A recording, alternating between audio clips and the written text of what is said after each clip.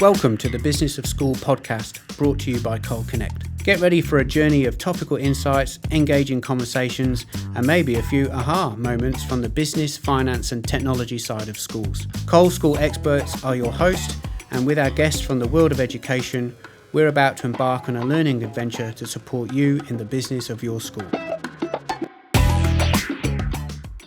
Wicus Wessels has over 15 years of financial experience across many industries and sectors. He maintains specialist skills in the areas of external audit, in particular the education, not-for-profit and financial services sectors. As an audit partner at Crow Audit, Wicus interacts frequently with many school leaders about their financial risks and performance. Welcome, Wicus, to the Business of School podcast. Great to have you. Hi, Kenton. Thank you. Thanks for having me. Really looking forward to having a chat with you about the current increasing strains that we're seeing on school finances. The school sector facing many different challenges recently. And first of all, I was going to ask you particularly about the challenges you're seeing from the schools you interact with around school fee increases. A big topic at the moment. What are you seeing out there with your clients? Yeah, absolutely. So, and just maybe a bit of context to that as well. So, as part of all our school audits, we do like a report at the end for the boards, which will analyze the school data over the past 4 years. And as part of that, we noticed a trend, especially this year, around fee increases. And I know fee increases is always really hard because and every school is different. You can't just go blanket, well, inflation is 10%, we need to increase our fees by 10% or 7% or whatever the number is, because you've got sensitivity for your parents. There's no use increasing by 10%. You lose 3/4 or half for your students. So what we've seen for the schools is there's some schools that hasn't increased their fees sufficiently, say from 2020, 21, 22, but potentially. And now with a significant increase in staffing costs, they are now behind the 8 ball. But if you increase your fees 5, 4, 5, 6% over all the periods, you'd have been way better position now, because you can't go now to your parents and increase your fees by 15% because it's not going to happen. So that's a really interesting trend I've seen, especially this year coming out. There's a couple of schools that their margins had a really big shrinking compared to the previous years, and it all comes down to them not increasing their fees, being bold in the previous years to increase it in line with inflation. So I think for those schools, it's going to be a challenge the next couple of years is to try and get their fees and their cost aligned again to make sure they make enough margins. Yeah. You mentioned there about rising employment costs. There's been a significant increase in payroll costs over the last couple of years. How are schools funding this with what you've seen in the trends and the clients that you've been working with? That's been, especially last year, has been significant. I mean, there's I know in Queensland there's been some schools that have significant one-off costs to pay. I know in Victoria you got the potential payroll tax coming in as well. It's significant. And you can't go to the government for the funding, so you've got to get it somewhere else. And either your options are increase your student or your tuition fees, or you're going to create other revenue streams and generate some from that, or you've got to cut costs. And generally, it's since COVID, I think a lot of costs have been cut. So a lot of the fat has been taken from the schools I've seen from that side. So the only real avenues left there's not much left. So the main avenue left is tuition fees, and like I said, that's where it's a really tough line on how much you increase your fees to cover that increase in the payroll costs. What I've seen from schools that has done it well is just communicate openly with the parents upfront and say, look, it's going to be 7% this year. We're really sorry. I know it's tough and it's hard out there, but unfortunately, increase in our staffing cost is 10% or 5% or whatever it is from the previous years because of these one-off payments or because of this payroll tax or whatever it could be. And I think that just sits better with a parent rather than creating a letter saying, here you go, it's 10%. Thank you. See, here's the bank account details. So it's all setting that up. Yeah, but it's about communication and transparency. And recognition that the parent sector are struggling. It's hard, it's difficult out there for them, but we're working with you. Mm-hmm. But at the same time, we've got to meet our own costs too to be able to provide the same level of education. Yeah. And I think the parents know about inflation because you go to Coles and Woolies and your grocery bill is going up, all the cost is going up. So it's not a surprise. And I think doing your fee increases while that is happening will sit easier with a parent when there's like a 1 or 0.5% inflation and suddenly you're going to go at 10% increase. That's harder to explain. Yeah. Yeah. Well, you just mentioned like the increased grocery costs, like the rise in living costs has been substantial. Have you seen that have an impact on schools' ability to collect debtors? Oh, yep, definitely. So debtors has been really interesting. So when COVID hit, I think a lot of schools, and me included, expected recovering of debtors to be a real pain point. But since COVID, debtors has never been better. And then I actually thought this year you'll see again debtors starting to rise with inflation going up and a lot of the mortgages going back from flexible to fixed or from fixed to flexible. You'll see that actually hit the parents. But across all my school, the debtors has been actually really under control and really stable, which is fantastic. And this proves that there is still money for the parents to pay. And I must say, I think the schools I see that's doing it really well is collecting their debtors is those schools that's got payment plans in place and really encourage the parents to go on the payment plans using external providers for these payment plans. It just makes it so much easier. Definitely. I would say the same from the schools that we work with our data management team is that surprisingly the increase in outstanding debts and bad debts has not been what we expected, and credit to the schools have put these strategies in place to make sure they are really communicating what the changes are, but working with the parents to create payment plans and great solutions available where there's a portal that they can go through and manage that in accordance with their own family budget. And the schools that are doing that are definitely being very successful. So we've seen that too. Absolutely. I think schools also start to realize that it's big businesses they're running, and they're becoming more what's the word, hard and to enforce bad debts. So it's not like, oh, we'll just let them go and write it off, and they really go at the parents, especially the parents that can't pay. In the past, I've seen way more like cases where they just let the parent go and just write it off, but they are way more strict in following up and even doing legal actions against those parents, which I think at the end of the day is just fair for those parents that do pay. If somebody's next to them doesn't pay and they can't pay, well, why should I pay then? So I think that's what schools are doing really well, is following up on those parents that can pay but don't. In the world of school finance, Vickers, what other challenges have you seen in the school sector recently? I think one thing that's been there for the past couple of years, but it's becoming, I think, even more important is the is underpayment of staff. Everybody read about newspapers of that, and but I know there's new laws coming out next year, I think from 1 January, where the fines is even bigger, and it can be even jail time.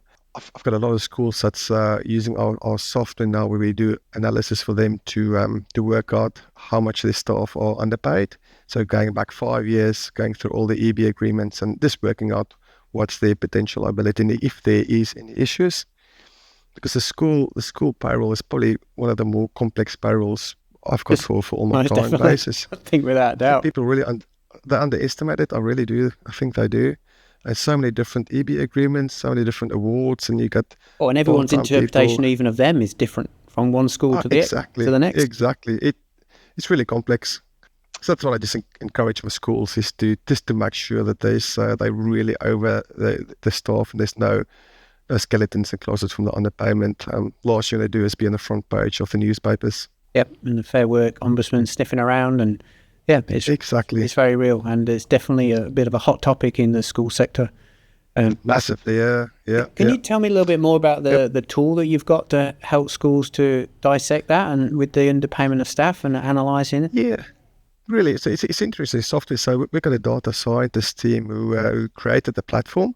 And effectively, in layman's English, what happens is we upload all the payroll, historic payroll, or we get it directly from TAS or Synergetics or whatever the school uses. And then we upload all the EB agreements, all the awards, all the contracts.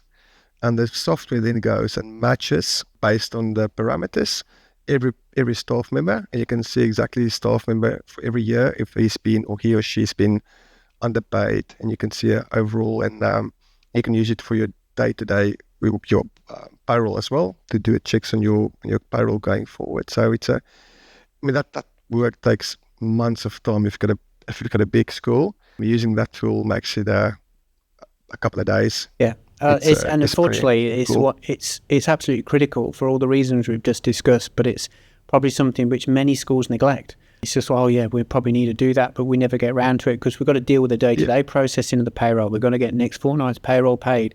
We've got to onboard all the new staff. And we're finding increasingly a payroll health check sort of service is getting the most sought after service that schools are looking for, and we're finding that it's so valuable that they do, because what they find out of it and what they're able to resolve saves them a lot of pain in the long run. Oh, significantly. I just in terms of using a software like that, in terms of time of getting it done, because if you're going to go and sit and do it yourself manually, if you've got 300 staff members per year and let's say half of them resigned and you've got new people, I mean, it could be thousands of different pay runs you're going to go through. It's a massive amount of work. We can't talk about strain on school finances really without talking about capital projects, massive part of the budget for any school. And a big part of that is actually getting the master planning correct and set up at the beginning of the process.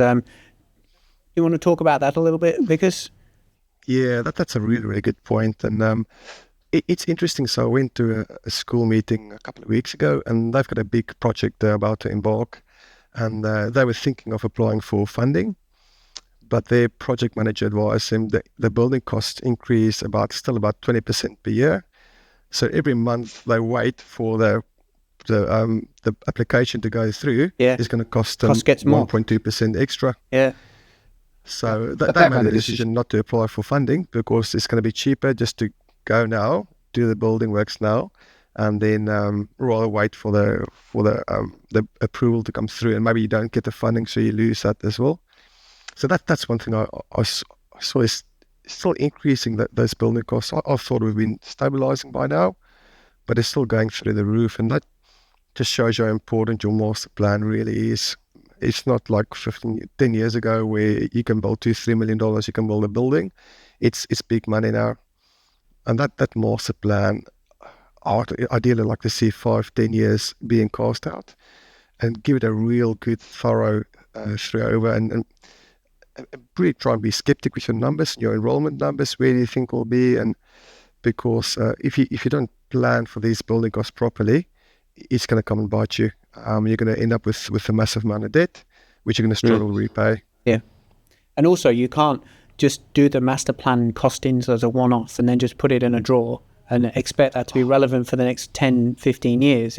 You've got to keep getting it out and refreshing it, reviewing it, getting the costing done again, because like you say, nobody knows where these costs are going to go over the next few years. We've seen the massive increase already. And if we were going to base our master planning budget on what we did a few years ago, it would be completely irrelevant. 100%. I mean, I would really expect the schools to do it at least once a year at a board or finance committee meeting. It's go through that master plan and see if that's still relevant, what changed, and what's the student numbers looking like, the fee increases. And I know it's hard to cost so far in the future, but you've got to give it a real good go, I reckon. Excellent. I think schools are still finding it very difficult to find good staff to fit the resources of the requirements of what the school need. We're seeing that all the time, and hence why our outsourced services are so popular at the moment, as people cannot find good people. That has a financial implication on the school too. Are you seeing that with the schools that you deal with, Wicus?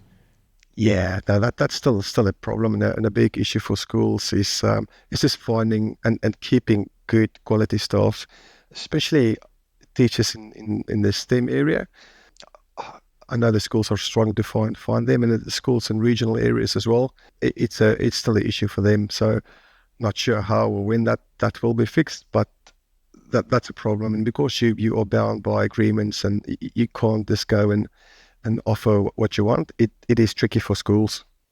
It's definitely shown that the cost of looking after your current staff and working with them to maintain them and retain them is a lot more better economically than trying to then go out, recruit, have the cost of disruption, then onboard new staff, train them up, and then possibly go through the whole cycle again. Absolutely. And that's where your student-teacher ratio is a really important matrix as well, is to look at that ratio and don't just, it looks okay, but really challenge it. And is our mix correct? Or do we have too much teachers? Can we make our classes more efficient just to maximize the talent that's out there? Yeah. And I think also the cost of changing staff is one of the main factors for blowing out staff budgets at the moment. Oh, absolutely. It is really expensive. Yeah. No, it's a lot of hidden costs that we don't think education. About. Yeah. Exactly. Yeah. No, recruitment is expensive. Yeah. Yep. Well, schools are finding it tough at the moment. There is definitely increasing strain on school finances. It's been great chatting with you, Wicus, about some of those things that you're experiencing with the school clients that you work with. And we really appreciate your time today on the podcast, and we look forward to catching up with you again in the future. No, thanks for having me. I really enjoyed the chat, and looking forward to talk again. Excellent. Thanks, you. Kenton. Thank you. And that's a wrap for this episode of the Business of School podcast. We've enjoyed the conversation today and would love to have you join us for future episodes. Please hit the subscribe button and follow the links below to find more information and resources to support you and your school team. Until next time, keep being innovative, keep being awesome, and remember, there is always opportunity to improve on the journey. Thanks for connecting.